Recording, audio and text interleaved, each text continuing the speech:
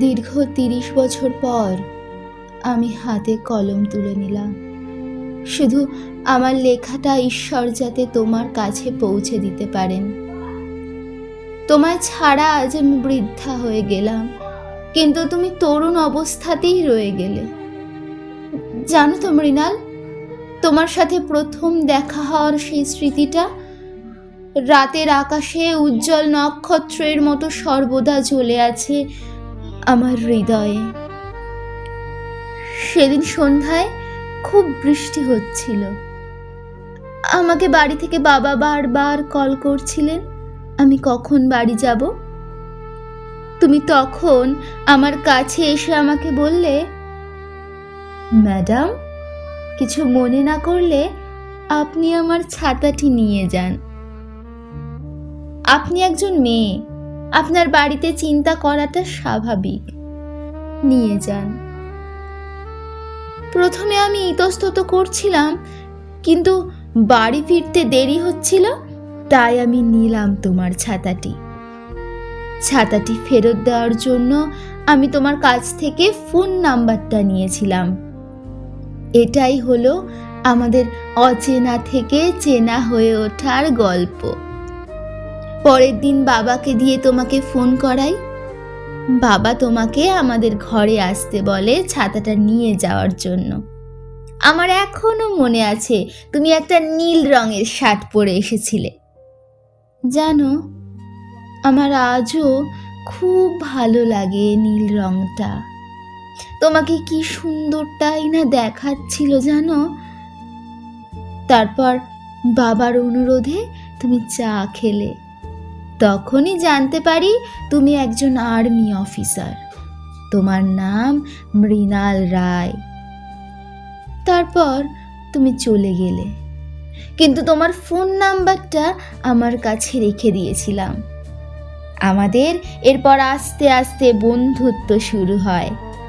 তুমি চিরকালই খুব কম কথা বলতে, আর আমি বক বক করেই যেতাম, কারণ আমার এই তুমিটা কথা বলার থেকে কথা শুনতে খুবই পছন্দ করতে। আস্তে আস্তে বন্ধুত্বটা ভালোবাসার রূপ নিল। কত স্বপ্ন দেখেছিলাম বুড়ো বয়সে তোমার সাথে থাকবো বলে। জানো তো মৃণাল, প্রথম যেদিন তোমার ঠোঁট আমার ঠোঁট ছুঁয়েছিল, সে এক অন্যরকম অনুভূতি, যেন হাজার ফুলের মিষ্টি হাসি খিলখিলিয়ে হেসে উঠেছিল। জীবনে প্রথম পুরুষের স্পর্শ, সে তো তোমার কাছ থেকেই পাওয়া।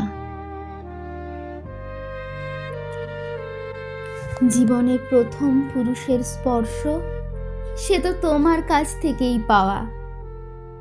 বাবাকে জানাই আমাদের ভালোবাসার কথা। বাবা মেনে নেয়। খুব তাড়াতাড়ি আমাদের বিয়ে ঠিক হয়ে যায়। বিয়ের দিনটা হলো সব মেয়ের জীবনের খুব আনন্দের একদিন, যেখানে ঈশ্বরকে সাক্ষী রেখে মিলন হয় দুটি আত্মার। শুরু হয় জীবনের একটা নতুন অধ্যায়ের। ভালোবাসার মানুষের সাথে সারা জীবন শক্ত করে হাত সব পরিস্থিতিতে ধরে থাকতে হয়।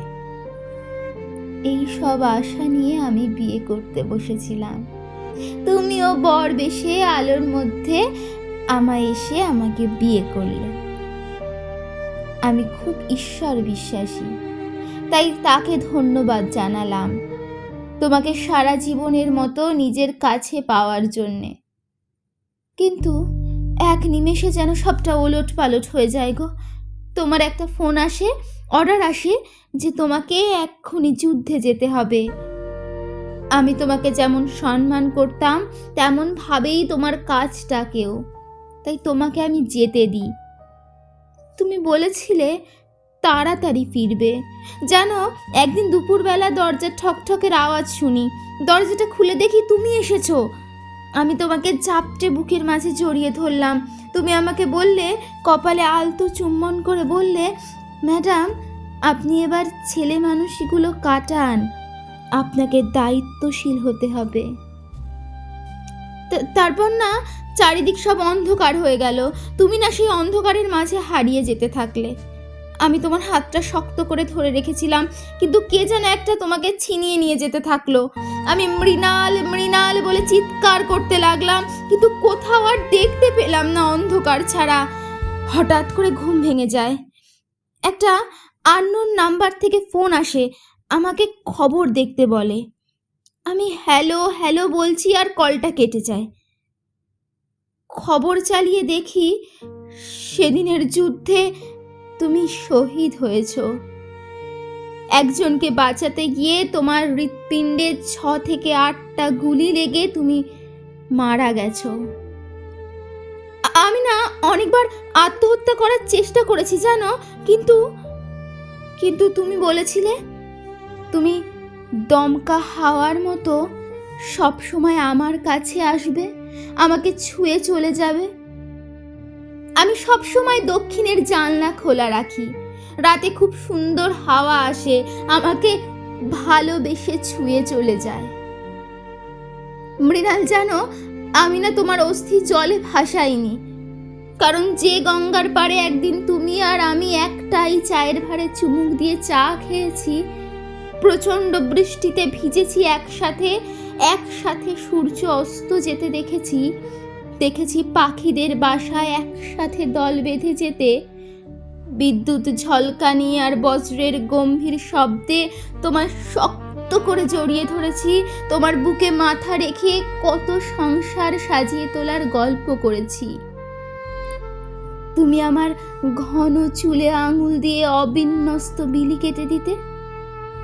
তুমি না আমাকে রাগানোর জন্য একটা গান গাইতে, আয়না যায় না মাথার রুকু, আর আমি তোমাকে জোরে একটা চিমটি করতাম।